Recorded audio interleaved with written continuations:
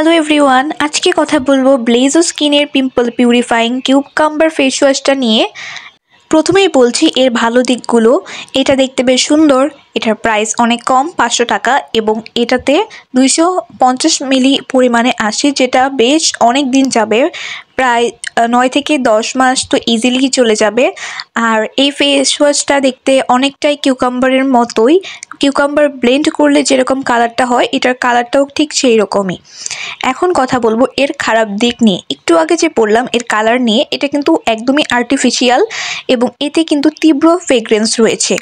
এটার ফ্রেগ্রেন্সটা এতটাই হার্শ যে আমি যদি চোখের ভিতরে নাও যাই, এই ফেস ওয়াশটা চোখের চারপাশে যদি সাইড দিয়ে যদি লাগানো থাকে, এটা এতটাই তীব্র যে আমার চোখ এত পরিমাণ জ্বালাপোড়া করে, এটা দিয়ে আমি ঠিকভাবে 10 সেকেন্ডও মনে হয় না আমার ফেসটাকে ক্লিন করতে পারছি।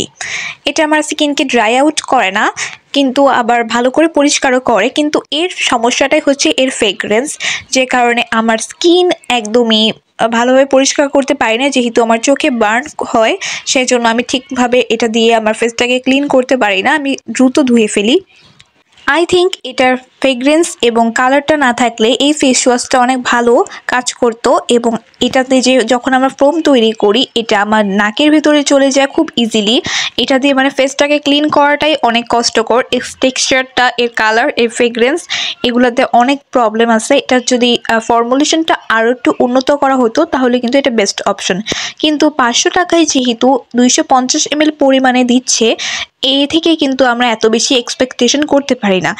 এছাড়া 500 টাকার ভিতরে কিন্তু আরও অনেক ক্লিনজার রয়েছে যেগুলো জেন্টাল, মাইল্ড এবং আমাদের ফেসটাকে ক্লিন করছে, কিন্তু এরকম আর্টিফিশিয়াল কালার বা ফ্রেগ্রেন্স নেই। সো এটা আমি রেকমেন্ড করছি না। Thanks for watching.